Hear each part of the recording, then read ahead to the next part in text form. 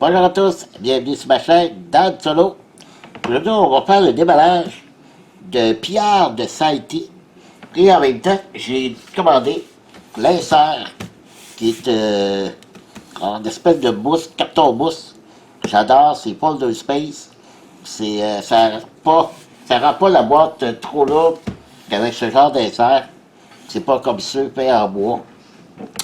Donc, le pillard de Saïti, si vous connaissez, Pillard de la mer du Nord, c'est la même chose que, lui, c'est ce qu'on pourrait appeler un Pillard de la mer du Nord 2.0. Vous allez voir, durant le déballage, je vais vous montrer, il y a beaucoup, disons que c'est la même chose, améliorée.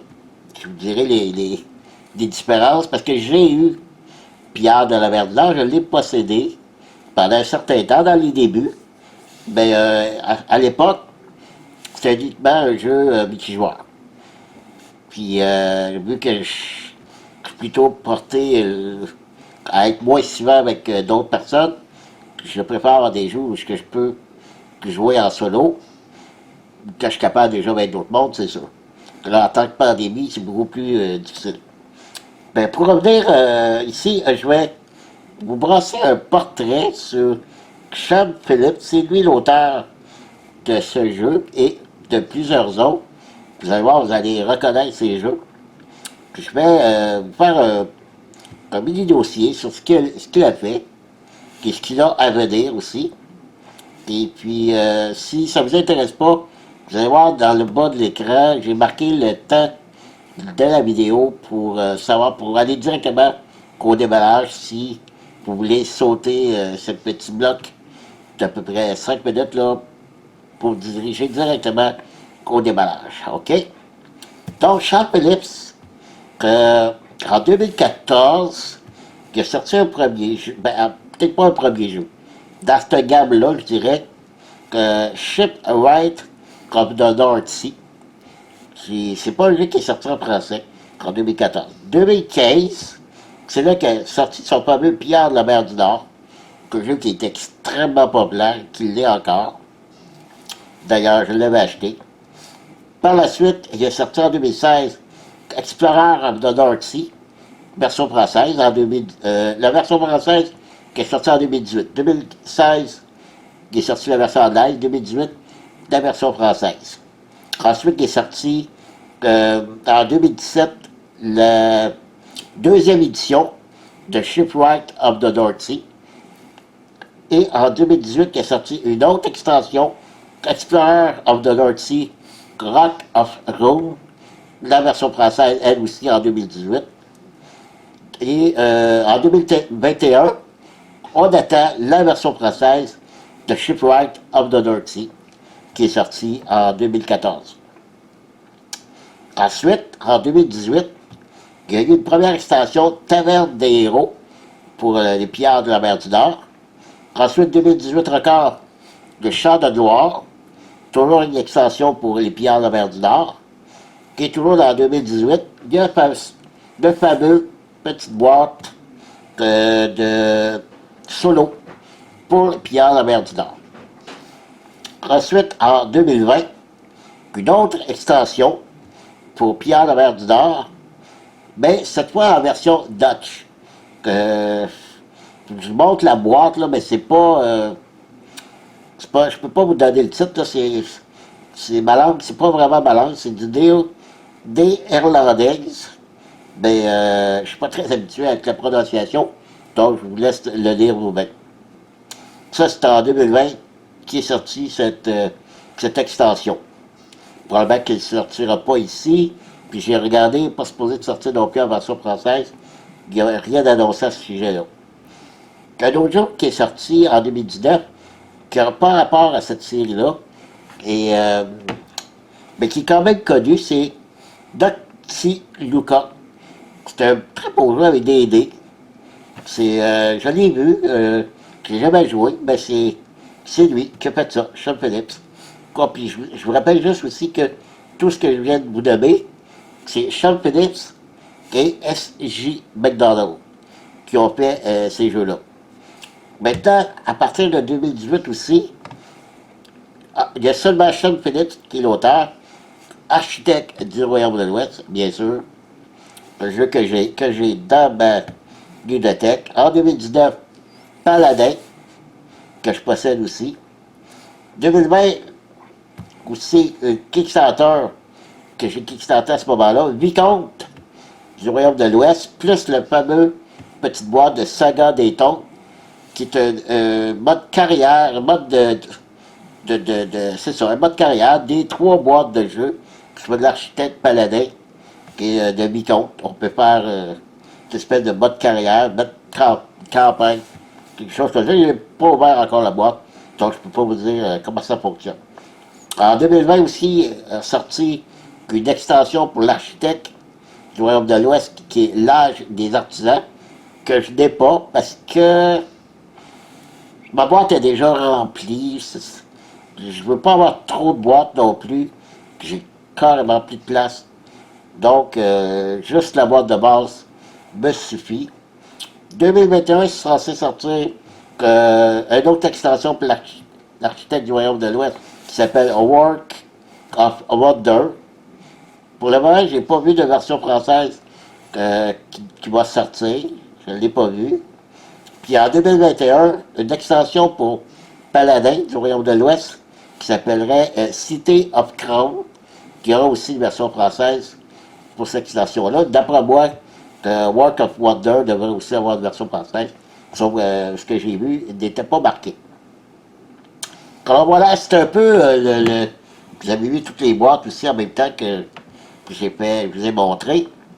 Donc c'est à peu près le portrait de Sean Phillips qui est sorti. Il a sorti des petites affaires sans trop d'importance, que je connais pas, que seulement notre petit Lucas que je connaissais, qui est sorti entre tout ça. C'est un auteur assez prolifique aussi. On s'attend avec là maintenant, c'est Pierre de Saïti. Peut-être qu'on s'attend à d'autres extensions pour celui-là. Peut-être aussi une gamme aussi qui va suivre, tout comme Architecte, Paladin et Vicomte. On va voir. Mais en tout cas, il est toujours sur la même lignée, là. D'après moi, il devrait en avoir d'autres de ce type-là. Alors voilà. On va passer maintenant au déballage. Je crois que la qualité est encore là. Si je me fie à mes autres jeux de la même gamme, la qualité devrait être là aussi. J'ai bien hâte de voir ça et vous allez voir que le jeu est pas mal semblable à Pierre la Mer du Nord, mais vraiment un bon 2.0, très bien amélioré. Si vous avez aimé Pierre la Mer du Nord, c'est sûr que vous allez aimer celui-là. Donc on se revoit au déballage. Restez là, je reviens. Voilà, on est installé pour le démarrage de Pierre de Saïti. Et, bon, je le rappelle, c'est Sean Phillips, un jeu édité par Pixie Game. Alors, voir l'arrière de la boîte. OK. Et puis, c'est très jolie boîte. C'est bien marqué ici qu'on a un mode compétitif, jouer contre vos amis ou contre un chef site intrépide en mode solo.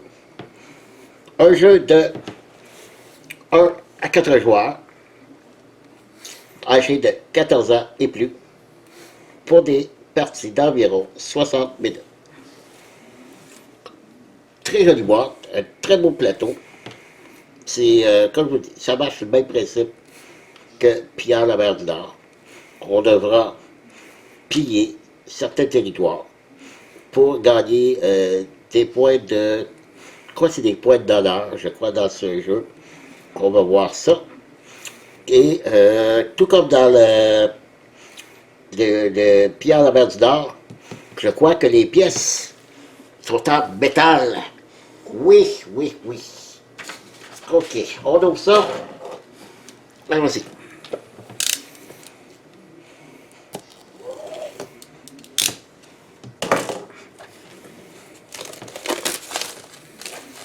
Oh oui, j'adore la boîte, c'est un fini tissé, protection, tout comme les autres.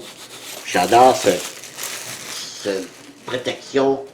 Ça en fait une boîte solide. Très jolie boîte d'ailleurs. Et vous allez voir les cartes aussi. L'artistique des cartes est très joli. Voilà. Intérieur ordinaire. On commence par le livre de règles. Parfait. Oh oui, regardez ça. Du métal, les pièces. OK. On regarde ça après. Donc, le livre de règles, on va regarder tout de suite. C'est combien de pages? 20 pages, c'est 20 pages. Ici, avec l'aide de jeu, ici, l'iconographies. Super. Et c'est vraiment pas compliqué. De toute façon, si vous savez jouer au piano la mer du Nord, c'est sûr que vous allez apprendre ça. Même moi, j'ai vu une vidéo d'une partie et je ne pense pas vraiment de lire la règle, peut-être juste pour les iconographies que je vais juste vérifier. Mais pour ce qui est de la règle, c'est extrêmement simple. Donc, c'est un aperçu du jeu, des travailleurs, des cartes, comment piller. Là, c'est dés, il y a plusieurs dés, il y a beaucoup plus que dans Pierre la mer du Nord. Il y a 2 rouges, 2 blancs, il y a un jaune. Donc, il y a un total de 5 dés. Chez dans Pierre de la mer du Nord, il y en a 2. Alors, c'est sûr que vous allez m'entendre Pierre la mer du Nord régulièrement parce que je dois vraiment faire une comparaison. Là. Et ce qu'il parle dans celui-là aussi, on a des animaux, pour pouvoir avoir des chevaux et des aigles pour dérader nos pilleurs. Ici, on a le mode solo, on a un deck de cartes automa, tout comme qu'on a eu dans Architecte, Paladin et Vicomte. Je ne connais pas les cartes qui ont sorti solo pour Pierre la mer du Nord, parce que comme je vous dis, en fait, je me disais un jour que j'étais pour acheter Pierre la mer du Nord avec son deck solo. Ben, j'adorais Pierre la mer du Nord. D'ailleurs, je l'ai sur l'ordinateur, sur Steam. Je joue régulièrement avec mon ami Sébastien.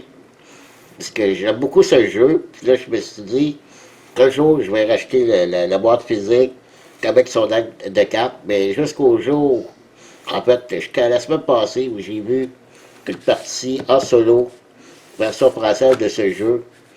Alors, ben, OK, ça va remplacer mon Pierre de l'Or, qui est beaucoup, selon moi, beaucoup meilleur à celui de Pierre de Nord. Ici, en haut, plusieurs ressources en bois. On va regarder ça après. Les fameuses pièces de monnaie. On va regarder ça tout de suite.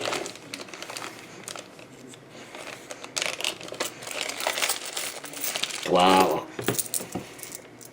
Oh, superbe, ils sont superbes. C'est comme, je dirais comme des symboles d'une méduse sur des faces, ou plutôt un visage de personnage de la Grèce ou de Scythe, je sais pas. Mais sont superbes. Très belle pièce. J'adore.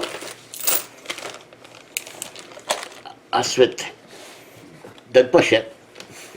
Je m'en ai dit une belle pochette, mais aucun dessin dessus. Mais c'était assez solide, assez d'espace dedans. C'est bon, c'est correct. Des cartes, un bon paquet de cartes. On va regarder ça après. Les dés. En fait, c'est 2 jaunes, 2 blancs, 2 rouges. On va regarder ça tantôt. Des petits sacs. Pas beaucoup. Ben, de toute façon, moi, ils ne me survivront pas vu que j'ai acheté l'insert qui vient avec. Ici, on a les plateaux de joueurs. Très jolis petits plateaux de joueurs qui se déplient comme ça en deux. Je sais qu'on va mettre notre carte héros ici, parce qu'on a des cartes héros, puis tous les pilleurs qu'on va acheter, on peut en acheter jusqu'à 5. Ici, c'est un petit rappel des points des ressources qui nous restent à la fin. Donc, super, ils ont aux couleurs de chacun des joueurs. Rouge, bleu, brun et bon.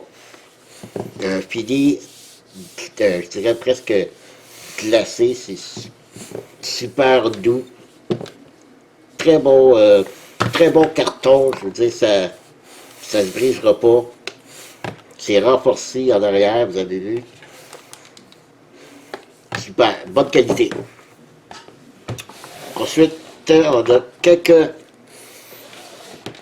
petits jetons. Ah, c'est seulement ce qu'on appelle les contrats. Il n'y en a pas beaucoup. Il y a seulement ces deux planchers à dépuncher. C'est des ressources qu'on doit payer pour faire les points de victoire dans les coins ici en haut. Donc ça. Et on aura le plateau principal qui, selon moi, est assez gros. Il est fait sur le même principe que le Pierre Laverse d'or. Il est fait sur le long. On va faire de la place. Pas si vous allez pouvoir tout le voir à l'écran. Donc ici, on a le haut.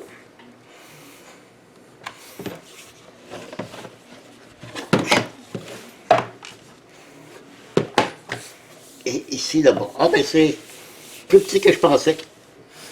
Donc, nous, ici, je vais essayer de vous montrer ici. On a ici c'est ici qu'on commence notre village, où la plupart des actions, on va le faire ici. Et plus on descend, comme ici, on a le Sibérie, la Syrie, la Perse et la Grèce.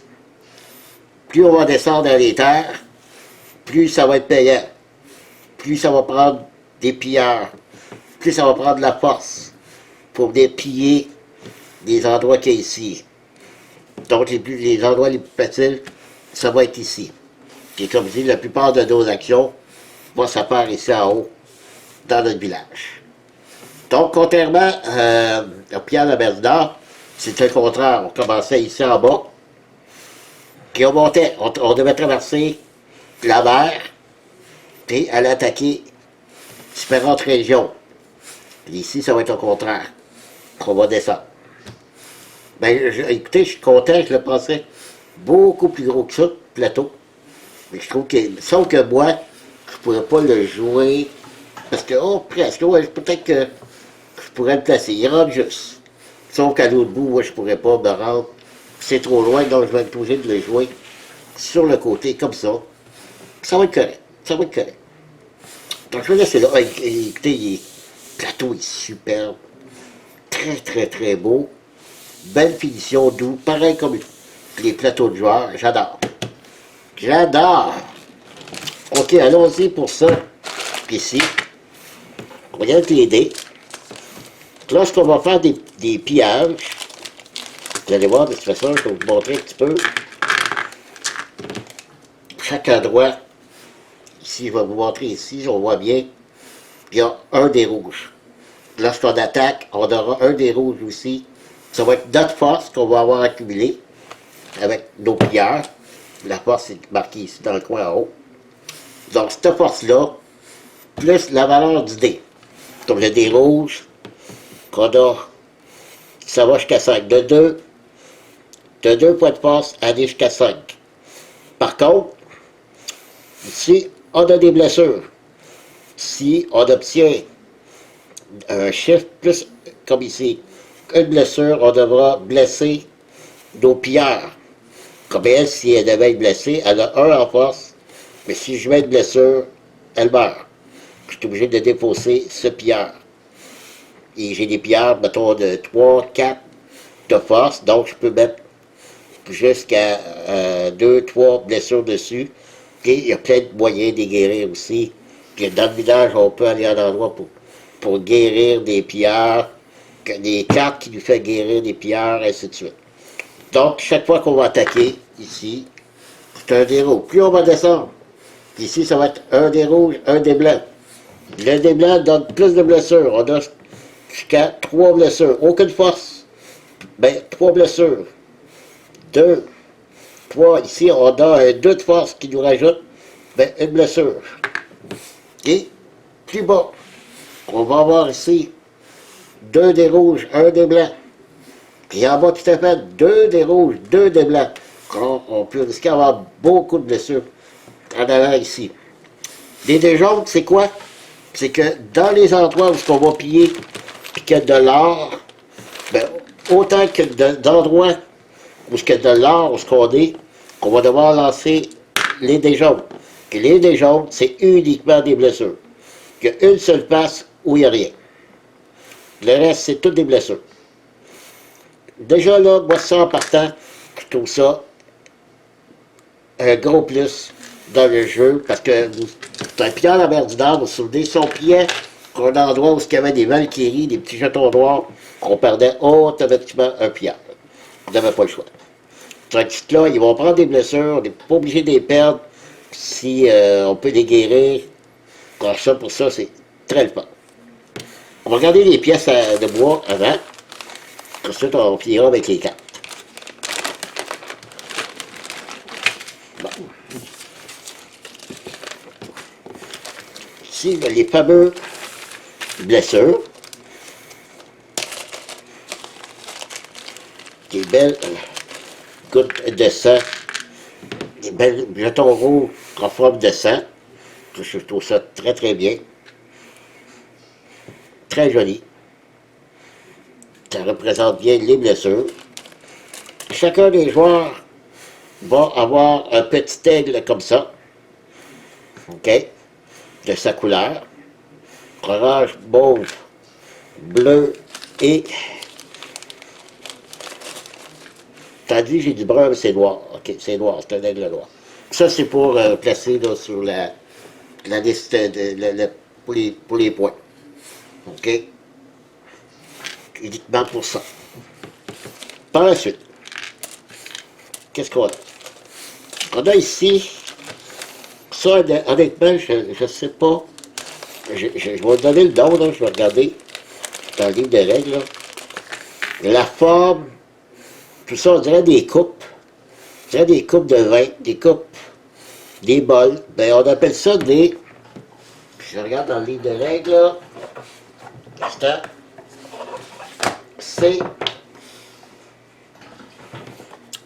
Ce sont des kubis. Kubis. K-O-U-M-I-S. Des kubis. Je ne sais pas du tout c'est quoi. En plus, oui, c'est du bois, mais ils sont vernis. Oui, ils ont mis du vernis dessus. Donc, ils sont très, très bien protégés. Puis, je sais pas, c'est comme des petites coupes de vin. Très joli. Et ça sert lorsque on va attaquer. Si notre force, on voudrait augmenter notre force, on pourrait dépenser ces jetons-là qu'on peut acquérir dans le village. Ben, on dépense ça et ça augmente autant notre force que de coups dépensés. Ici, c'est des provisions. Parce que lorsqu'on va attaquer, il faut dépenser des provisions. Et là aussi, on dirait un bol, de crème glacée, je ne sais pas, crème glacée au chocolat. Et puis, vous pouvez voir, ça roule. Donc, il faut faire très attention. Donc, je ne sais pas du tout. On dit que c'est des provisions. On dirait peut-être... je ne sais pas exactement qu'est-ce que ça représente. On dirait vraiment un bol, mais c'est un petit bol je ne sais pas. Donc, ça représente les provisions. Et eux aussi sont vernis. Donc, c'est super. Super. Par la suite, qu'est-ce qu'on a? On y a avec les ouvriers. Ben, ça fonctionne sur le même principe que on pose un ouvrier, qu'on fait l'action dans notre village, on fait l'action lorsqu'on dépose de la bonne couleur, lorsqu'on est demandé, soit ici du bleu, il y a des endroits c'est du bleu, On dépose l'ouvrier, l'endroit qui est libre, on fait l'action, et on reprend un autre jetons, un autre ouvrier qui est à un autre endroit, puis on refait l'action à l'autre endroit. Donc, à chaque tour, on fait 2 actions, excepté lorsqu'on va attaquer, comme si ça va être des ouvriers bleus ou gris. Je dépose un jeton, je pille, ici, je vais récupérer un ouvrier gris qui va être déposé ici.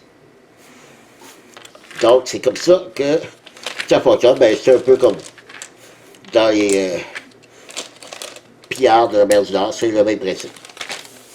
Et pour finir, les ressources. Il y a 4 types de ressources. Et là-dessus, je suis un petit peu déçu.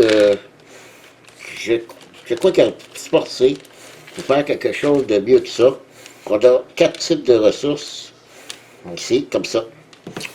On a l'or, bien sûr. OK. Et là, je me dis, peut-être qu'il aurait pu représenter par des petits lingots d'or. Je crois qu'il l'avait dans les pillards, ou même, je pense même dans d'autres jeux comme Paladin ou que j'ai, ou Architecte, en tout cas. Je sais que j'ai un des jeux qui a ça dedans. Ici, ils appellent ça de la marchandise. OK. Ici, c'est du bétail. Le noir, c'est du bétail. Et le brun, c'est du bétail ou c'est des bêtes. C'est un ou l'autre, c'est la même chose, là. Je vais vous donner le terme exact. C'est ça. C'est du bétail, de l'équipement. Le gris, c'est de l'équipement. De l'or. Et le brun, c'est un chariot. C'est des chariots. Donc, peut-être juste ce petit point-là. Puis si maintenant je change vraiment de bébite là, au matériel, ben, il y aura peut-être juste ça. Peut-être que j'aurais aimé mieux que ce soit représenté par quelque chose de plus réaliste, là. Ben, ça, c'est vraiment si on cherche la petite bébête. Sinon, très bonne qualité, je trouve, pour ce qui est du matériel. J'ai très hâte de l'essayer. Et là, je vais vous montrer les cartes. Et là aussi, très, très, très belle facture, comme design de cartes, vous allez voir. Je cherche mon petit exacto. Regardez ça.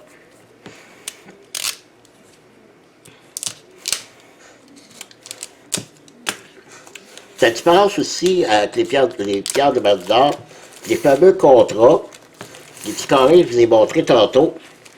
Dans Pierre de la mer du Nord, on avait des contrats aussi, mais uniquement dans notre village qu'on pouvait les faire.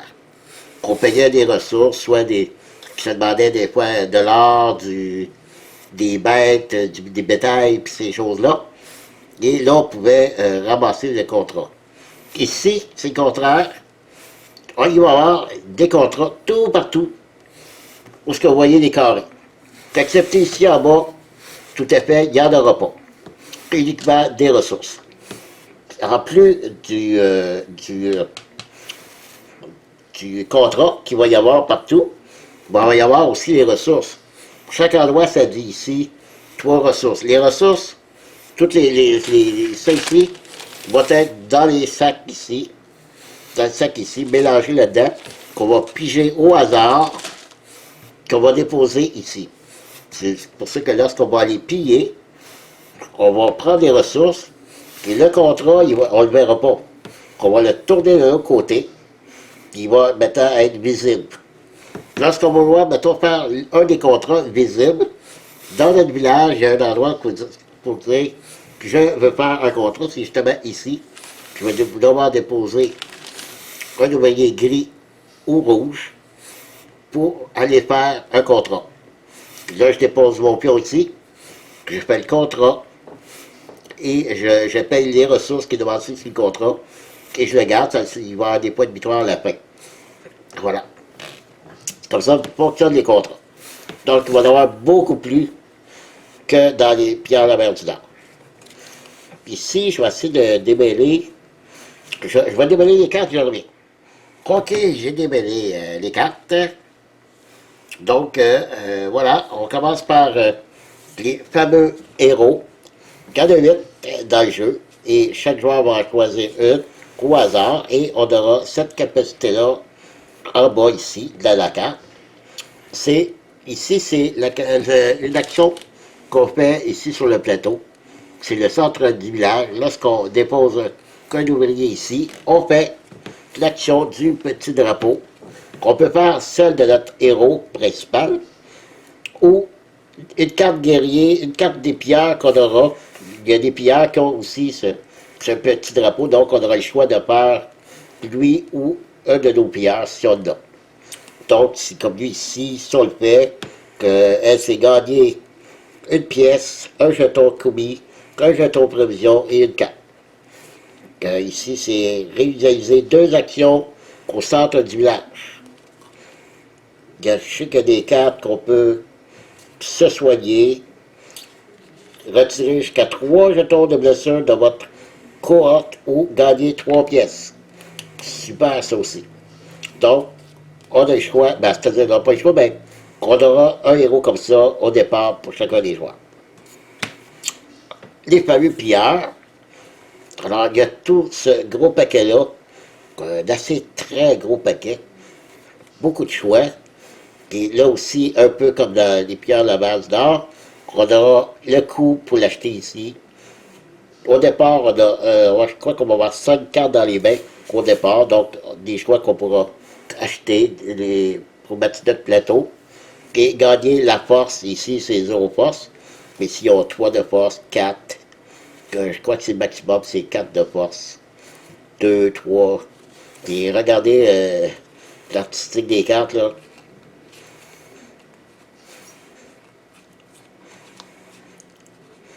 C'est superbe. C'est pas pire, c'est 2 de chaque. Il y a seulement deux exemplaires pareils. Je les trouve beaucoup plus jolies, ces cartes-là, que dans les autres jeux. Et aussi, pour vous dire, la qualité est peut-être un peu baisse, mais petit filet protecteur dessus. Oui, peut-être un peu baisse. Je vais probablement les sliver de toute façon. Puis de toute façon, dans les serres que j'ai achetées, il y a de la place pour les mettre. Donc ça n'a aucune importance que je les cible, ça va rentrer. Alors voilà, c'est les cartes. Bon, elle est déjà protégée pour la pandémie. C'est bien. Des grands guerriers, des grands pilleurs, des pilleuses.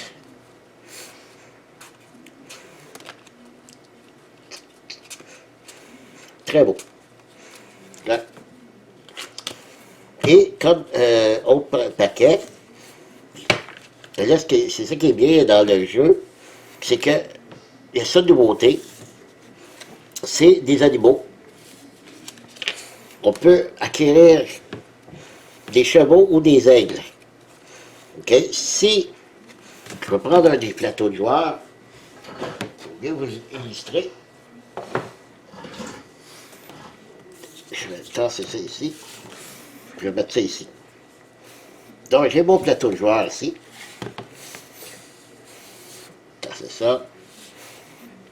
Vous voyez bien, ouais. Donc j'ai mon plateau de joueurs ici. Et supposons que j'ai ici un pierre. J'ai mon héros ici. OK? Donc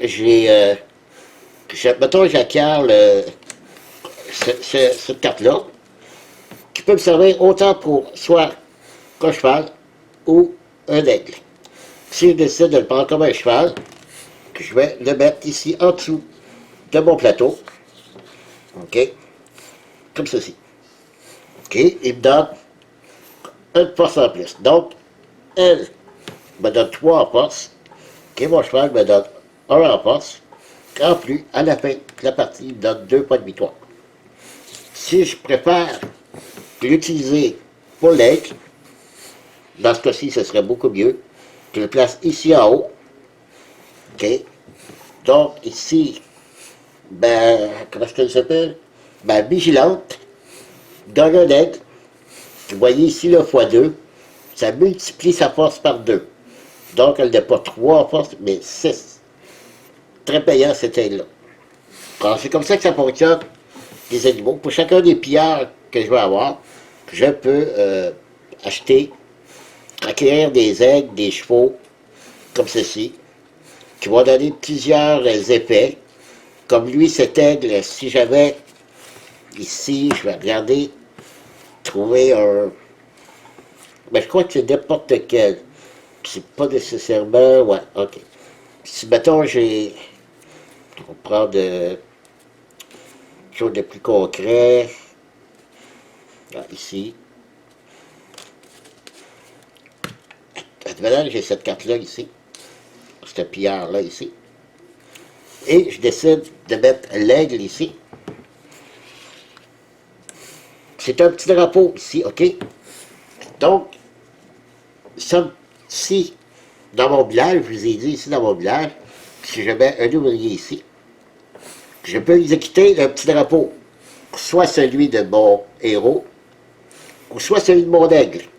Et l'aigle, c'est exécuter la capacité de mon personnage ici, qui serait de retirer un jeton de blessure de chacun des membres de votre cohorte.